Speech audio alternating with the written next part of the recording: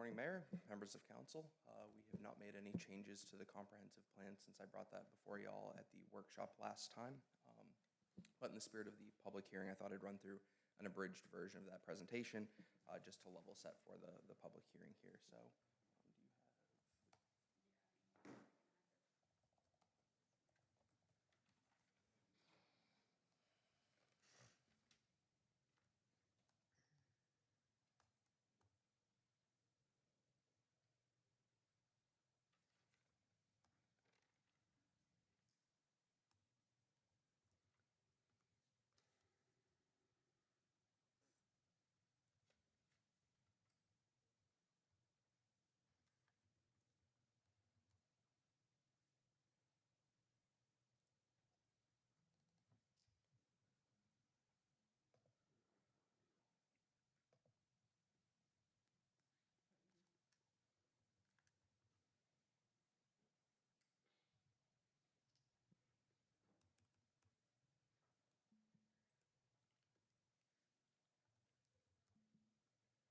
bright and early. So I just wanted to start with the selected quotes that we had found from our constituents through the three public engagement sessions and the four key things that we had found. First, our community is going through substantial changes, and we as an organization and as a community need to work and adapt to those changes to bring about a prosperous future. Second, that we need to continue doing workforce development to ensure that we have the talent to support the businesses within our community. Third, that our home and the people who live here play a vital economic role in our community, and to support them where they reside is critical. And fourth, the economic engine of our community is and probably will be into the future tourism, and we need to remain on the cutting edge of tourism to ensure continued prosperity. From that, we crafted a guiding principle for economic development, which reads, Myrtle Beach will advance as a dynamic city, offering unparalleled opportunities, backed by an experienced and skilled workforce, providing residents with an attainable, distinct, secure, and prosperous community to reside in. From that guiding principle, we found four key focus areas or pillars. One as economic diversification, two, workforce development, three, our neighborhoods and commercial districts, and four, our modernizing tourism, as those key focus areas that we need to craft policies for to ensure economic development success. If you remember on the document that provided to during workshop on page ED14, there is a guide to the policy pages, which highlights up in the top left in the blue box the policy that we've chosen. Below that, the national trends and data that we found to inform why that policy was chosen. And on the right-hand side of the page in the gray box, those community opportunities that we can take advantage of to help enact these policies. And just briefly, we'll run through the policies that we've chosen. First, under economic development diversification, to bolster local, regional, and global innovation and entrepreneurism that will advance and secure the future of our community. Two, to strengthen the local economy through effective business regulations, processes, and communications. Third, to utilize incentives at the local, state, and federal level to attract new businesses. Fourth, to drive economic growth through innovative emerging markets that emphasize creation, testing, and deployment of appropriate alternative energies and green infrastructure.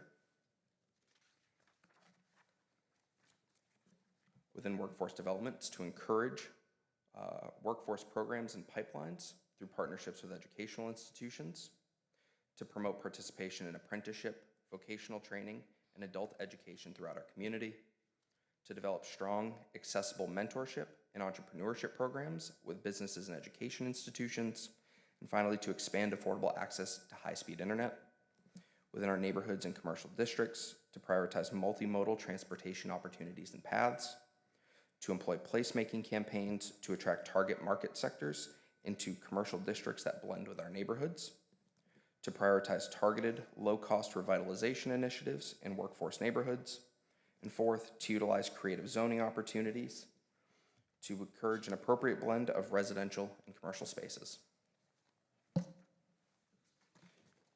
And finally, within modernizing tourism, to facilitate Myrtle Beach's year-round tourism industry by targeting new attractions based on evolving consumer preferences, to continue to improve the national hospitality image of Myrtle Beach, to promote Myrtle Beach as a premier special events destination, And finally, to cultivate high standards in the hospitality industry for cleanliness, safety, and service quality.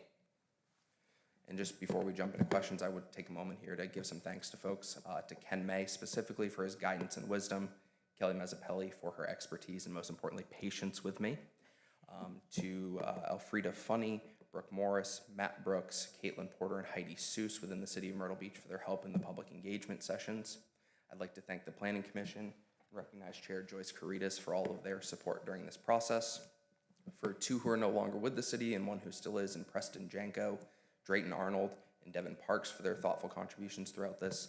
And finally to Howard Waldy, from the trenches of graphic design all the way to idea generation. He's been vital through this whole process, so a massive thank you to all involved. And at this time, I'd be happy to field any questions you have. Thank you. And I see Commissioner Guyton is in the room as well. And we also thank the Planning Commission and all the planning staff. So thank you for recognizing them, Cameron. Does council have any questions?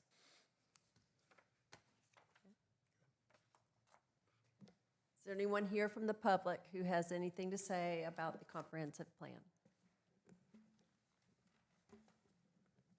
I know a lot of long hours and hard work went into this, so thank you all. Thank you. And since there are no comments, we will close the public hearing and move on to the workshop part of our meeting. And I will ask council if they have any agenda items that they want to discuss before our meeting.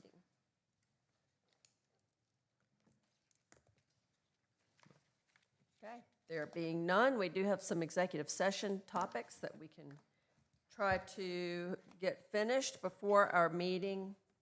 The first is to discuss negotiations concerning a proposed contractual arrangements involving the Myrtle Beach Pelicans. And the second is to receive legal advice relating to pending litigation involving Highbridge Capital and the Yachtsman. May I please have a motion to go into executive session? So moved. Second. Motion from Dr. Connor, second from Ms. Hatley. Any discussion from council? Any discussion from the public? All those in favor? Aye. All those opposed? Motion carries.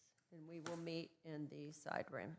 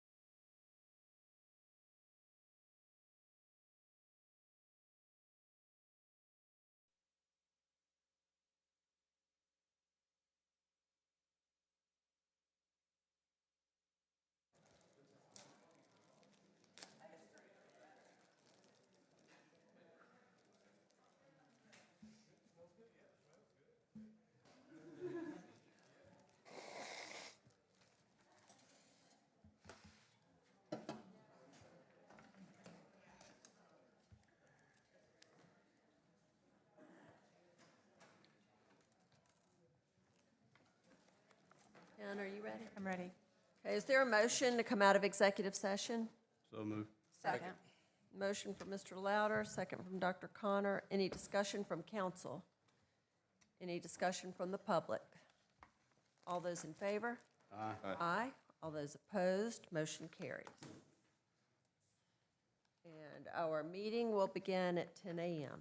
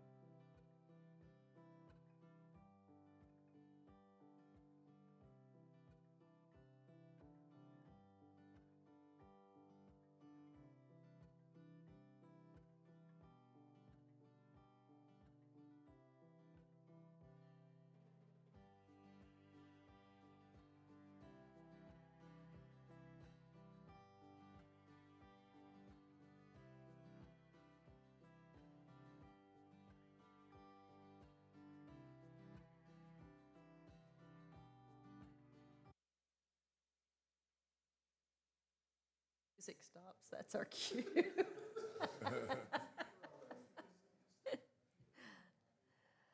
All right, good morning, everyone. Welcome to today's City Council meeting. We're happy to have you all here. We would ask if you would please silence your cell phones, and if you wish, please rise and join us as Mr. Chestnut leads us in the invocation and the Pledge of Allegiance.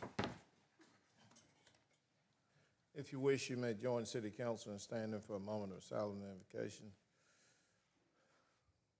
Lord, we come to you today, just thank thee for the blessings of life, and pray, Father, that whatever might be done and said today might be for the betterment of our community. Pray, Lord, that you just continue to bless our men and women that stands in harm's way, that we might enjoy the rights and privileges that we do. Pray, Father, that you continue to bless our country, continue to bless us as a state, as a county, and as a city. And Lord, if you do this for us, so careful to give you the praise. In thy name we pray. Amen. Amen.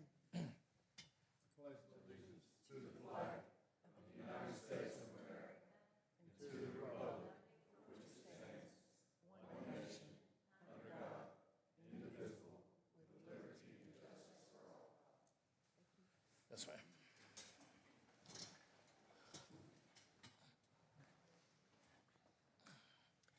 Council has had time to review today's agenda, so I will ask for a motion for approval. So moved. Motion by Mr. Louder, second from Mr. Chestnut. Any discussion from council? Any discussion from the public? All those in favor? Aye. All those opposed? Motion carries. Is there a motion to approve our meeting minutes from August 13th, 2024? So moved. Second. Motion from Mr. Chestnut, second from Dr. Connor. Any discussion from council? Any discussion from the public? All those in favor? Aye. All those opposed? Motion carries. We have a proclamation this morning declaring September 17th as Constitution Day, and Meredith is going to come forward this presentation. And I'd like to invite Ms. Sheila Lancaster up to join me.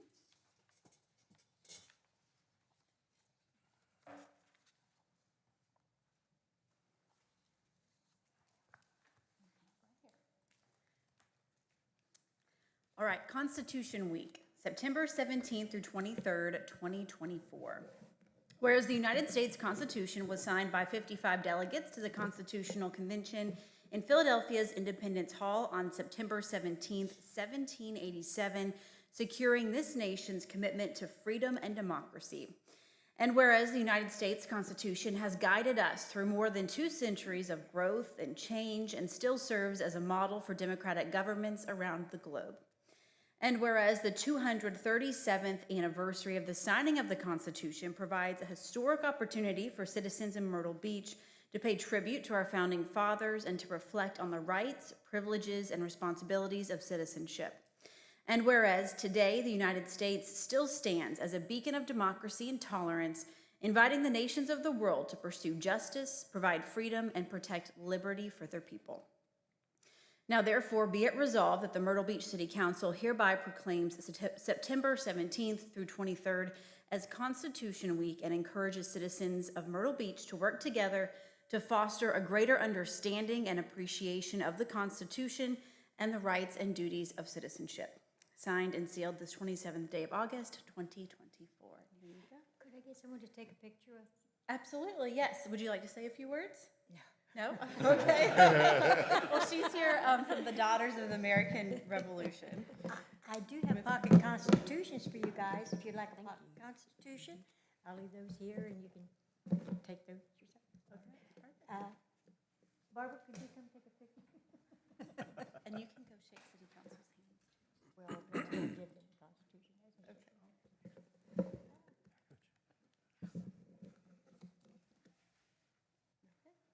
Everybody smile, I guess.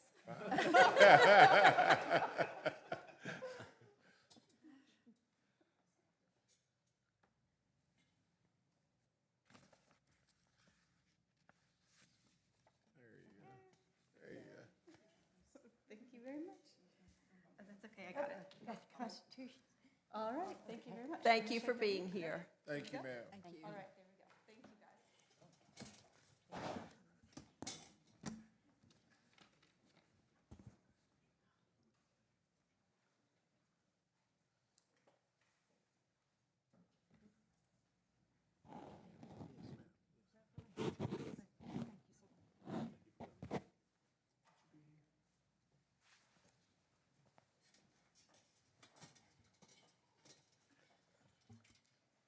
Okay, and next is our public information update.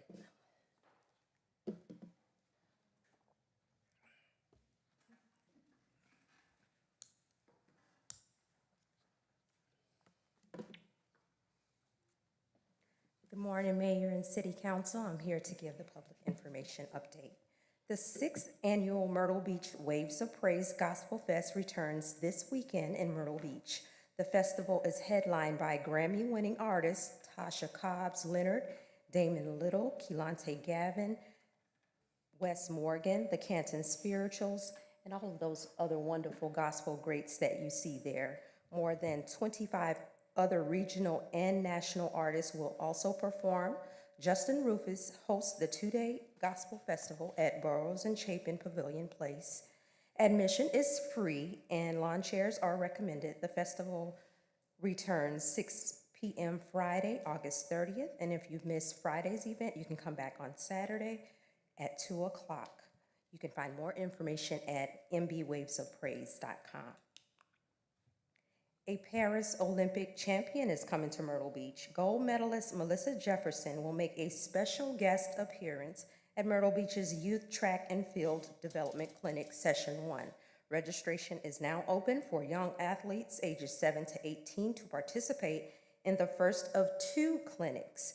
The educational programs take place from 9 a.m. to 12:30 p.m. Saturday, September 21st at Doug Shaw Memorial Stadium. To register, you can go to our website, cityofmyrtlebeach.com. Make plans to attend the International Overdose Awareness Day event at Chapin Memorial Library.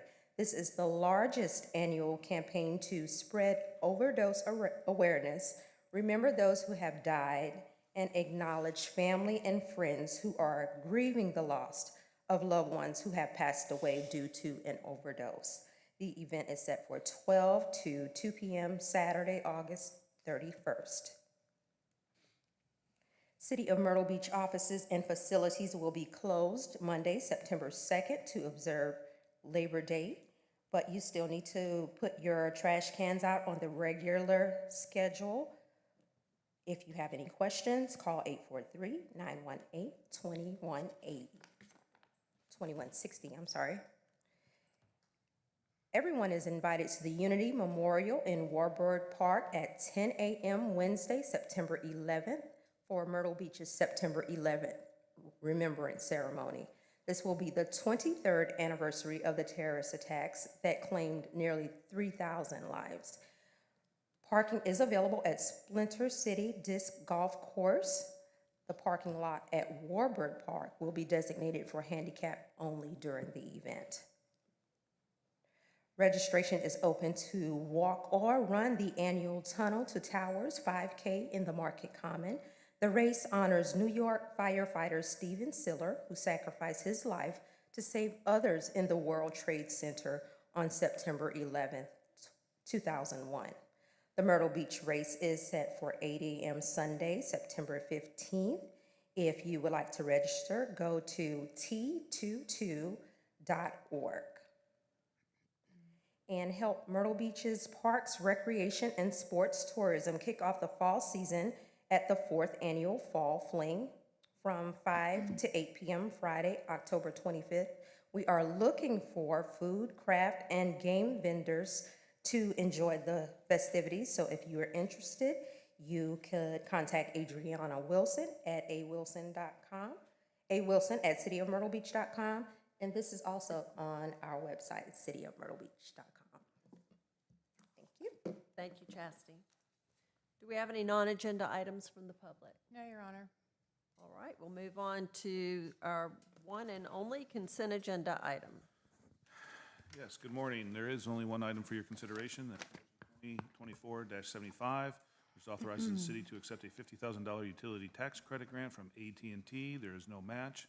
The money will be used for infrastructure expenditures in the A&I district. All right, thank you. Is there a motion to approve motion 2024-75? Second. Motion for Mr. Louder, second for Mr. Chestnut. Any discussion from council? Any discussion from the public? All those in favor? Aye. All those opposed? Motion carries. The first item on our regular agenda is the second reading of ordinance 2024-49. Second reading of ordinance 2024-49, approving execution of an easement agreement between the City of Myrtle Beach as grantor and DC Blocks, Inc. as grantee concerning a portion of property having PIN number 44315030038, owned by the City of Myrtle Beach. Thank you. There have been no changes since second reading. I'll just remind everyone that this property is Hurl Rock Park. The easement would be for DC Blocks to extend their presence or expand their presence in Myrtle Beach. We will still have full use of Hurl Rock Park. Residents will still have full use of that parking area once construction is finished. The company has agreed to pay us $200,000 as compensation for that easement, and happy to answer any questions. Amy is here, so we can work through technical questions. Brian, everything they're doing is underground. Yes. There'll be no visible signs of anything except a manhole cover.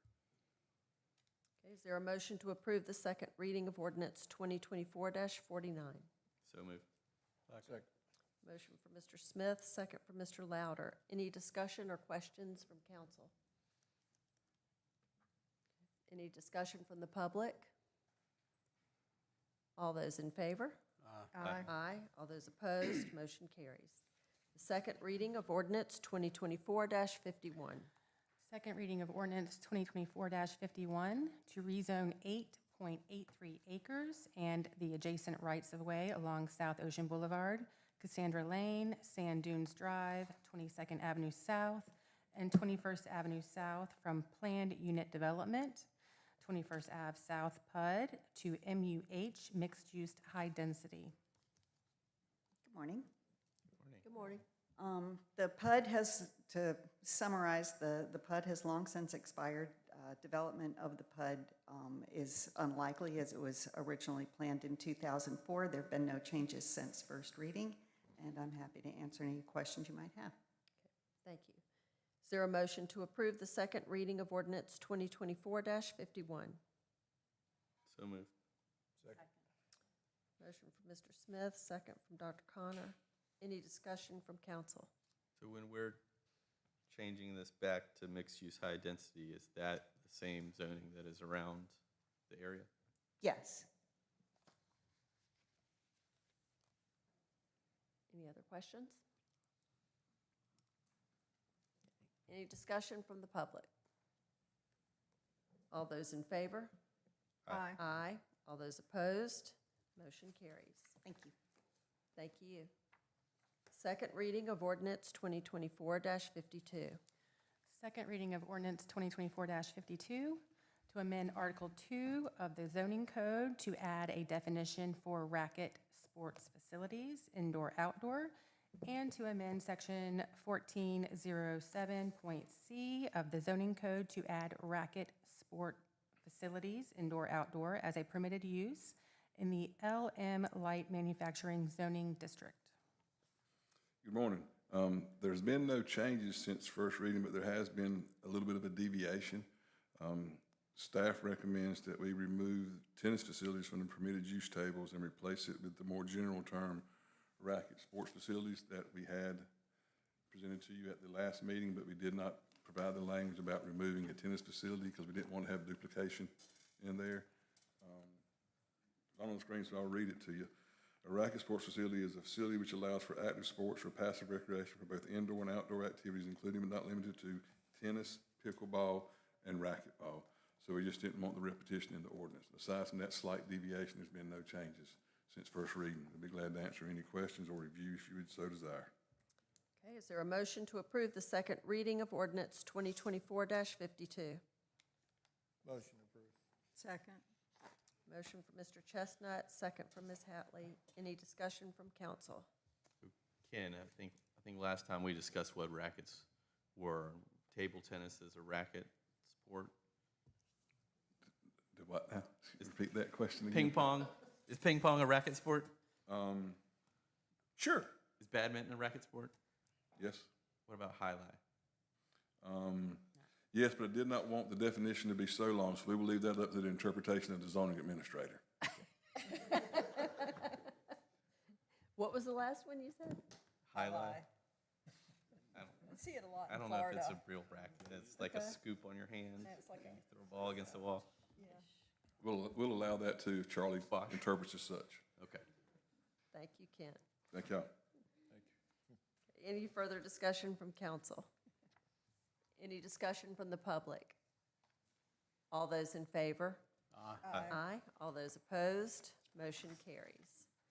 The first reading of ordinance 2024-53. First reading of ordinance 2024-53 to enact the City of Myrtle Beach Comprehensive Plan 2024. Morning again. There have been no changes since about an hour ago. And we did have a public hearing at the 9 o'clock hour about the comprehensive plan. And this is based off of the state's requirement that this be updated every 10 years. Yes, ma'am. And just for the benefit of the public, the Planning Commission, all of their members, and our planning staff have worked tirelessly and for a long time to update this plan. Is there a motion to approve the first reading of ordinance 2024-53? So moved. Second. Motion from Ms. Hatley, second from Mr. Louder. Any discussion from council? Any discussion from the public? All those in favor? Aye. All those opposed? Motion carries. Thank y'all. Thank you, Cameron. First reading of ordinance 2024-54.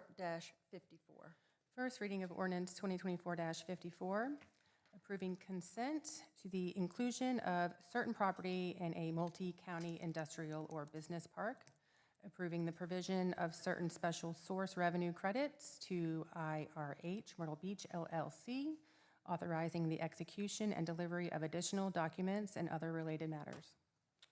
Thank you. I'm going to back up just a step because this is not something we have done very much of at the city level. So I'm going to start with a little bit of an explanation. So all of you have gotten a couple of briefings about the dormitory project at Grissom and Mr. Joe White Avenue. So that's the underlying project here.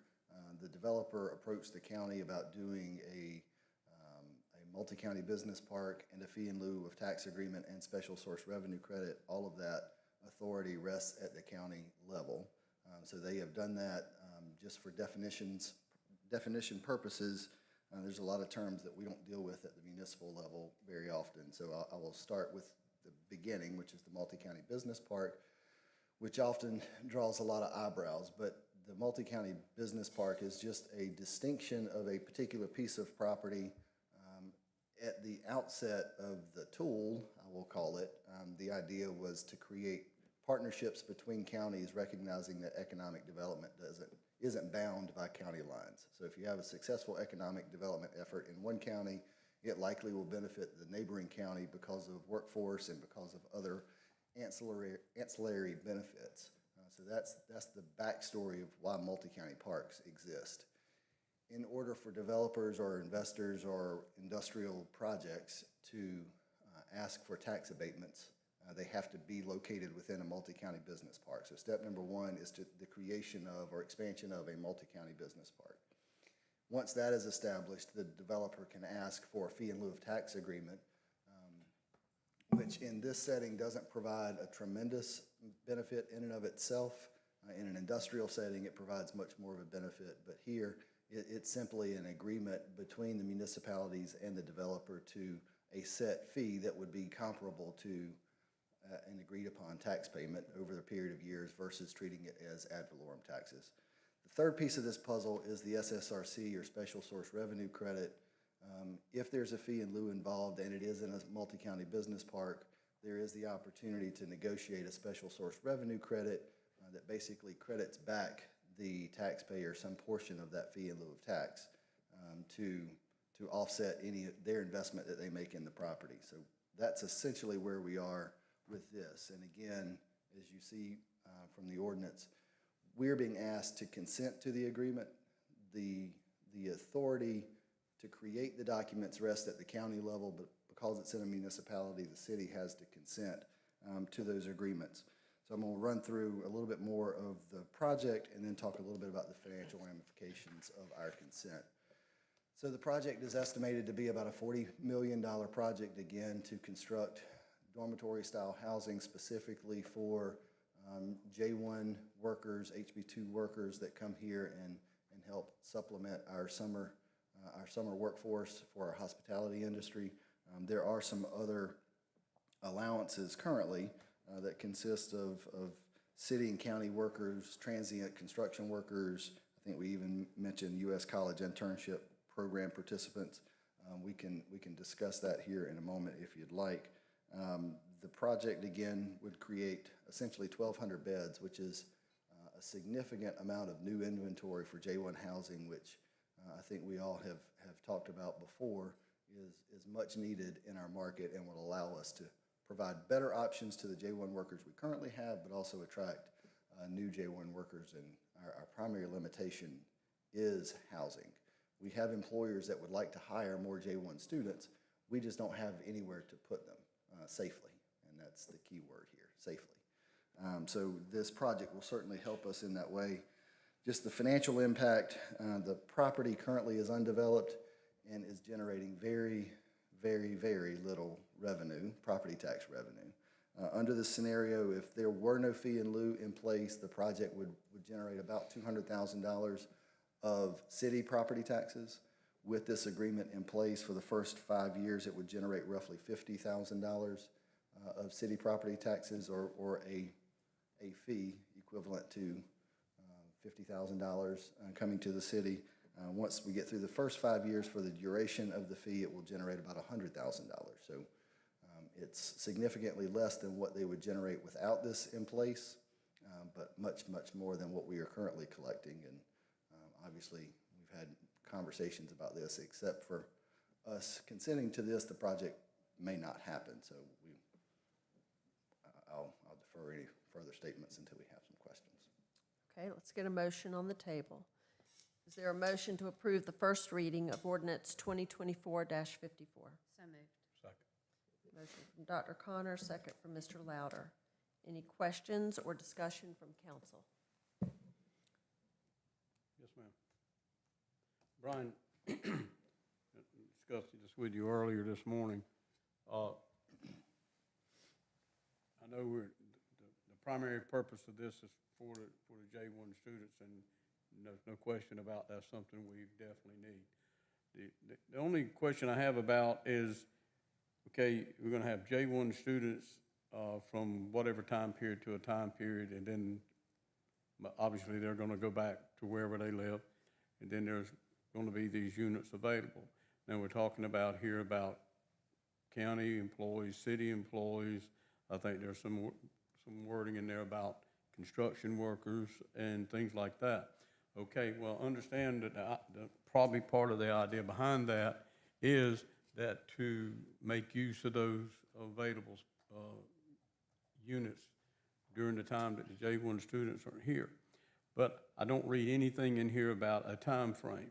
And the reason I ask that is because if you put somebody in there, it's kind of like the used to be here in the city, and those of you who've been around a while, you know, like motels, and Jackie, you'll know what I'm talking about as well. A certain time of year after the tourism season basically was over, a lot of the units turned into what we referred to back then as winter rentals. And that was from this date. But generally speaking, that came to a close on, I believe, April 1st. So I'm just wondering if we need to have wording in there of some type that when folks come in here in that time when the J1 students are not there, that there's a time coming when they're probably going to have to vacate to allow our J1 students to be in there. And you're correct. The thought here would be to take an asset that is underutilized in the off-season and maybe creatively house, again, temporary workers, construction workers, maybe city, county workers. The ordinance itself authorizes the mayor and staff to execute future documents. We can certainly negotiate or try to either clarify or tighten up the language somehow. We can even do that before second reading, but we can certainly address that concern, and that's a valid concern. So we can figure out how to address that. So you answered my question, and of course you did. You went over what I was going to say, but Sorry for stating that. our options here are not do this. Correct. Continue to collect less money than I have in my wallet per year in taxes. Or we could do this, collect $50,000 in taxes/fees, and have a safe place for J1 students. Correct. And my comments were restricted to property taxes. We still have business license fees on top of this. We have other. And the J1 students will spend money in town and all that, and provide workers for employers who are having a tough time finding people. Sorry, I stole all your thunder. And I'm going to go a step beyond that, because to me, this also fits our comprehensive plan that we just passed first reading on. And it's important that we provide the J1 students a safe place to live so that they can go back and tell their friends what a great experience they had here and bring other quality workers to the area. So, thank you. I'd just like to make a comment. As far as when you have to put in an application for, to bring a J1 student over, part of the questionnaire and everything is, do you provide housing? And it's very beneficial if you already have housing lined up, and this is a good quality type. So it's actually going to bring a better quality type of J1 student over here too. So my experience with them in the past, the ones we've had have been great kids. We've never had a problem out of them. So I'm looking forward to seeing what they can do here. Thanks. Any other discussion from council? Any discussion from the public?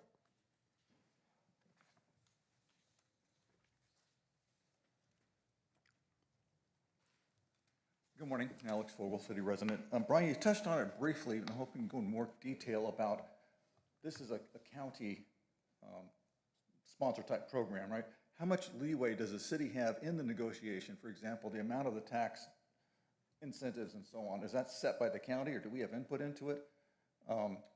And the whole operation of the facility, what is our role going to be? You touched on it briefly. Could you go into more detail on that? Thank you. Our ability or our leverage, I guess, in this particular case would be, if we deny it, then they have to go back to the drawing board and come to another arrangement. I can tell you that we did not have an active role in negotiating these terms.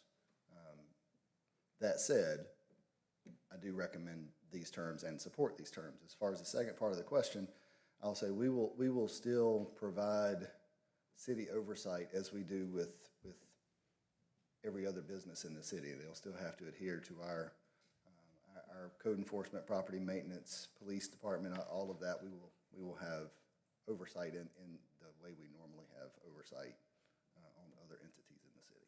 But we are not operating this business. This is not our business. This is not our development. No, this is a private development. This is a private development that specializes in purpose-built J1 dormitory-style housing all over the country, and they come with a very solid reputation. And they will manage this facility as Yes. they do their others. Yes. And the city does not have to make any investment in the building of this facility. No. Any other discussion from the public? All those in favor? Aye. All those opposed? Motion carries. Thank you, Brian. first reading of ordinance 2024-55. First reading of ordinance 2024-55 to amend the Code of Ordinances, the City of Myrtle Beach, Appendix A zoning, Section 1407.c, permitted uses to add bars, taverns as a conditional use in the light manufacturing districts, and Article 1501, conditional uses to add the applicable conditions. Good morning. The applicant first came to us with the concept of a WAG bar, which is a dog park / bar or a bar / dog park. They're currently operating one in Asheville, North Carolina. When they originally came to us, they requested an amendment to allow a private dog park as a permitted use with an accessory bar generating up to 75% of the revenue. As originally requested, the bar does not meet our code definition of accessory use, which allows no more than 40% of the commercial income to be generated from the accessory use. The applicant then collaborated with the Planning Commission and staff to amend their request to allow bars and taverns in the light manufacturing district as a conditional use.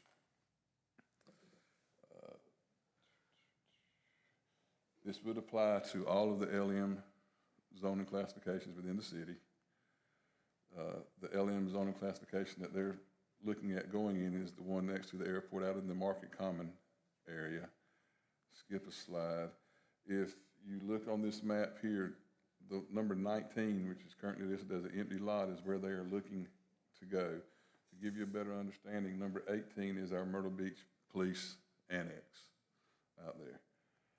So instead of coming in with the definition of a WAG bar, which allows 75% accessory use, we came in with the conditions that the facility shall have no less than 65% open space, not to include parking, and parking calculations shall be determined based on the standard one space per 100 square feet of gross floor area, or the design capacity of the facility divided by 2.5%, divided by 2.5, whichever is greater. Be glad to answer any questions that you may have in regard to this. Okay, let's get a motion on the table. Is there a motion to approve the first reading of ordinance 2024-55? So moved. Second. Motion from Ms. Hatley, second from Mr. Smith. Any discussion from council? So Ken, this is a private dog park that also offers the opportunity to purchase alcohol? Yes. So is it going to be like membership based? Yes, according to what, I did not see one of the applicants in the audience here today, but at the Planning Commission meeting, yes, it is a membership based. I guess that's how they would make the other 25% is through the membership base, or 35%. I think another dog park's a good idea. I mean, and it's, like I said, there's one in Asheville right now. It's seems to be a pretty happening spot. I guess people like beer and people like their dogs, and Yeah. what better way? They to don't have give the beer to the dogs, that's dangerous.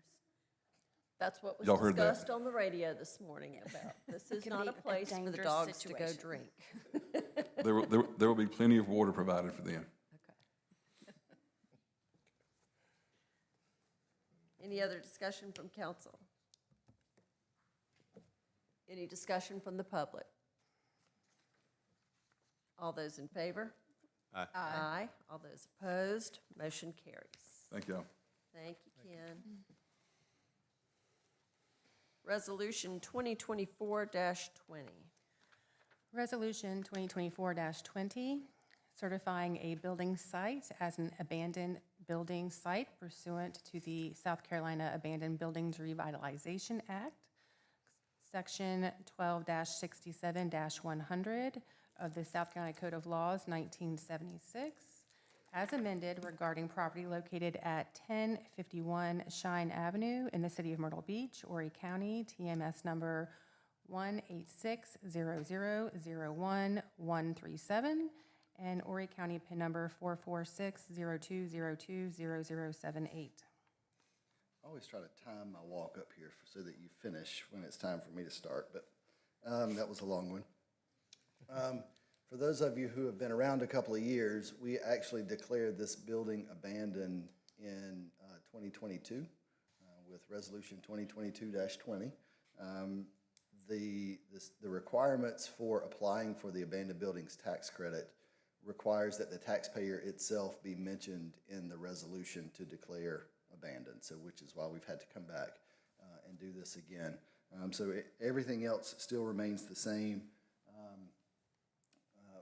This is the actual letter that was produced 2 years ago from our business license official declaring that no significant activity had happened on the property within the prior 5 years, which is part of the requirements for application. Just for some clarity, this is the property that we are discussing here. So you'll see, well, there we go. You'll see the property highlighted in blue is the subject property. Just to the left of that, you see Tidal Creek Brewery, which is affiliated with the applicant here. You also see there, just for reference point, the Myrtle Beach Police Department Annex, which is also in close proximity to the WAG bar that we just discussed, which would be catty corner across from this lot. They do want to have a pickleball facility here. They're still working through some preliminary plans. Again, the abandoned buildings tax credit was actually just extended and amended by the governor to allow the maximum to go up from $500,000 of maximum credit to $700,000 of maximum credit. We don't know yet what the investment will be to convert the property to the new use, but essentially the developer applicant will be able to take a 25% credit of all eligible expenses in the form of tax credits. I provided in your summary sort of how the mechanics of that work. Just for reference, that's an older elevation of the building, just for, again, for clarification. That text does not show up well on the screen. But essentially, the applicant has two opportunities to take advantage of the credit. One would be through a state income tax credit, and they are able to take that over, I think, a 5-year period of time, so equal increments of a tax credit of those eligible expenses. They can also take a property tax credit. If they choose to take the property tax credit, they still have to pay what's essentially 25% of their tax bill, and then they use the credit to essentially buy down the other 75%. So it has been determined and proven to be one of the very effective tools in creating some redevelopment of older abandoned buildings. So again, I think that's why the governor saw fit to extend it. Happy to answer any specific questions. I don't have a ton of information on the project specific yet, but I think they wanted to get through this phase of the project and then some more refined plans. Okay, thank you. Is there a motion to approve Resolution 2024-20? So moved. Second. Motion from Mr. Louder, second from Dr. Connor. Any discussion or questions from council? No? Okay, any discussion from the public? All those in favor? Aye. Aye. All those opposed? Motion carries. Thank you, Brian. Motion 2024-76. Motion 2024-76 to reappoint 3 members to the Bicycle and Pedestrian Committee. Okay, the terms of John Peterson, Kathy Winfrey, and Christopher Walters expire on August 26, 2024. All wish for reappointment. These 3 seats, their new expiration date will be August 26, 2027. There's also 1 vacant seat with the expiration date of August 26, 2025. Chairman Tom Russo requests that we reappoint John Peterson, Kathy Winfrey, and Christopher Walters, and that we appoint Nina Miller, who is a city resident, for the vacant seat. May I please have a motion? Motion to approve. Second. Motion made for Mr. Louder, second for Mr. Chestnut. Any discussion from council? Any discussion from the public? All those in favor? Aye. Aye. All those opposed? Motion carries. Do we have any non-agenda items from the public? No, Your Honor. All right. Do we have any communications from council or staff?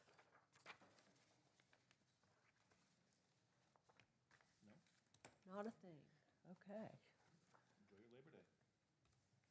Right. Have a safe Labor Day, Yeah, everyone. safe, enjoyable Labor Day. May I please have a motion to adjourn? So moved. Motion from Mr. Louder, second from Mr. Chestnut. Any discussion from council? Any discussion from the public? All those in favor? Aye. Aye. All those opposed? Motion carries.